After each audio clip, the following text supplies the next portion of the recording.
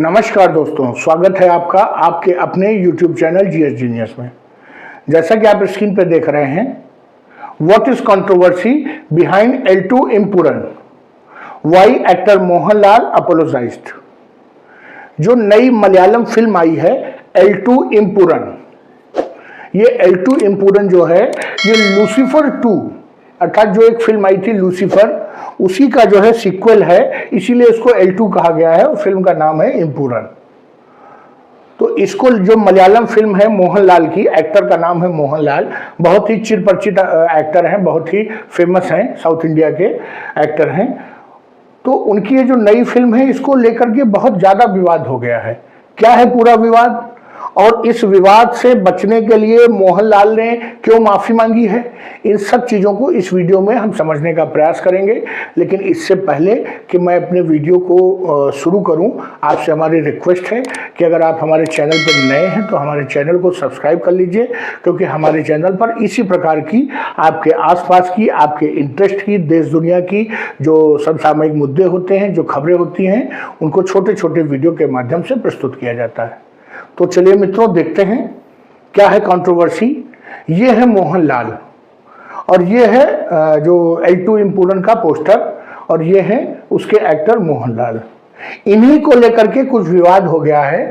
Basically Mohanlal की acting या इनकी क्षमता को या इनको व्यक्तिगत रूप से इन पर कोई विवाद नहीं है। जो फिल्म की स्टोरी लाइन है वो बड़ी ही विवादों में घिर गई है। हाल ही में जो रिलीज हुई है मलयालम फिल्म, उसका नाम है L2 इम्पूरन और उसके एक्टर हैं मोहनलाल। केरल के और साउथ इंडिया के कई बड़ी बड़ी फिल्मों में और बहुत सुपरहिट फिल्मों में इन्होंने काम किया है। ये वैसे कलाकार हैं जो अकेले अपने दम पर फिल्म को जो है चला सकते हैं।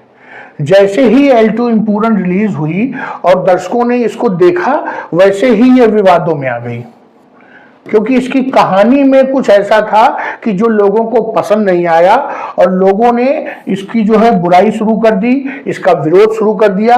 स्पेशली जो हिंदूवादी संगठन हैं उन्होंने इसका विरोध शुरू कर दिया और चारों तरफ पूरे भारत में इसको बहिष्कार करने की मांग जो है उठने लगी। स्वाभाविक रूप से अगर बहिष्कार करने की मांग उठ रही है तो कुछ लोग तो सिर्फ इसीलिए दौड़ के जाएंगे कि लाइए देखें क्या विवाद है, बहिष्कार क्यों कर रहे हैं लोग। और कुछ लोग जिनको मालूम चल जाएगा कि इसमें क्या दिखाया गया है, वो बहिष्कार के कारण फिल्म देखने नहीं जाएंगे। और जो फिल्म बनाने का असली मकसद है कि लोग उसको देखें, उससे समझ लें, उससे सीख लें, उससे आनंद लें, वो किनारे हो जाएगा। केरला और जो दक्षिण भारत के कुछ क्षेत्रों में ये फिल्म ठीक ठाक चल रही है अभी भी, लेकिन जो इसको पैन इंडिया और पैन वर्ल्ड मतलब पूरे विश्व में एक साथ रिलीज किया गया था और सोचा गया था कि एक सुपरहिट ब्लॉकबस्टर फिल्म निकल के आएगी सामने, वैसा नहीं हो पाया। क्यों नहीं हो पाया? क्योंकि आप समझिए, जब भारत में 80% आबादी जो हिंदुओं की है, 75% आबादी अगर हिंदुओं की है और वो इसका विरोध कर रहे हैं, तो आप ये जान के चलिए कि 70-75% लोग आपकी फिल्म को देखने ही नहीं जा रहे हैं। तो स्वाभाविक रूप से कोई ब्लॉकबस्टर तो नहीं तैयार हो पाएगी फिल्म।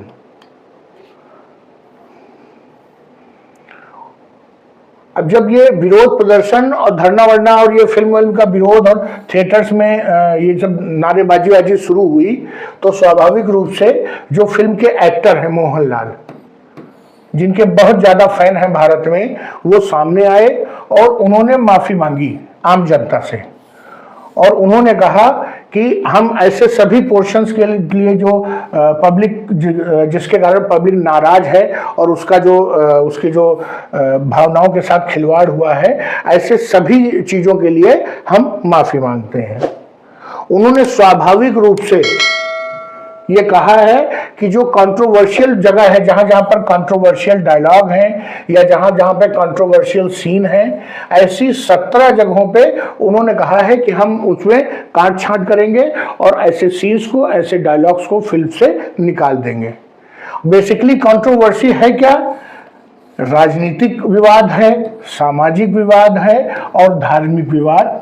तीनों विवाद इस फिल्म में इन्वॉल्व हो गए हैं, इसीलिए ये फिल्म इतनी ज्यादा विवादों में घिर गई है। केवल भारत में ही इसका विरोध नहीं हो रहा है, विदेशों में भी जो लोग हैं वो ये कह रहे हैं कि ये एक प्रोपोगंडा फिल्म है और रियलिटी से काफी दूर है। और सोशल मीडिया प्लेटफॉर्म्स पे कई ग्रुप बन गए हैं जो लगातार इसके खिलाफ एक आंदोलन टाइप का चलाए हुए हैं, बाइकआउट आंदोलन। और जो स्पेशली जो एक्स है, जिसे पहले ट्विटर कहते थे, उस पर एक बहुत बड़ी बाढ़ आई हुई है जो ये कह रही है कि इस फिल्म को बाइकआउट करिए, ये फिल्म जो है जो सच्चाई से कोसों दूर है। फिल्म ने साउथ इंडिया में तो ठीक ठाक परफॉर्म किया है, क्योंकि ये एक जो साउथ इंडिया में स्पेशली जो केरला में जो मुस्लिम मेजॉरिटी स्टेट है, जहाँ की अधिकांश आबादी मुस्लिम है, वहाँ पर इसने थोड़ा ठीक ठाक परफॉर्म किया है। लेकिन जो मोहनलाल की जो फैन फॉलोइंग है वो केवल मुस्लिम नहीं है। और आप समझ सकते हैं कि अगर ये फिल्म इसी प्रकार विवादों में रही तो मोहनलाल की जो इमेज है वो अपने आप में बहुत नीचे चली जाएगी। इसीलिए जरूरी था कि मोहनलाल आगे आकर के अपनी जो फैन फॉलोइंग है, जो अपने जो व्यूवर्स हैं, उनसे माफी मांगे। 100 करोड़ का आंकड़ा, जिसको कि अब किसी फिल्म की सफलता का जो पैमाना माना जाने लगा है भारतीय फिल्म इंडस्ट्री ने, उसको तो इसने पार कर दिया है, तो इसको हिट तो माना जाएगा। लेकिन लोगों में लगातार जो है मोहनलाल के खिलाफ और फिल्म निर्माता पृथ्वी सुकुमारन के खिलाफ जो है गुस्सा बढ़ता जा रहा है। और मोहनलाल की इमेज के लिए ये जो है, छवि के लिए ये ठीक नहीं है। और इसका असर मोहनलाल की आगे आने वाली फिल्मों में दिखाई पड़ सकता है। मान लीजिए मैं मोहनलाल का जो एक्टिंग का एक फैन हूँ, लेकिन चूंकि मोहनलाल ने एक ऐसी फिल्म बनाई थी जो मेरी विचारधारा से विपरीत थी, या मुझे लगता है कि मेरी भावनाओं को आहत किया है, तो स्वाभाविक सी अब मैं मोहनलाल की कोई फिल्म देखने नहीं जाऊंगा।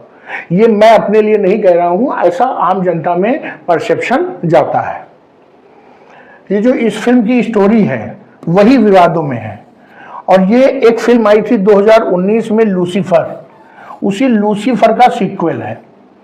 और 2002 में जो गुजरात में दंगे हुए थे, जिसमें बड़ी भारी मात्रा में जो मुस्लिम समुदाय के लोगों की मृत्यु हुई थी और वो मारे गए थे उन दंगों में, उसी को लेकर के ये फिल्म बनाई गई थी।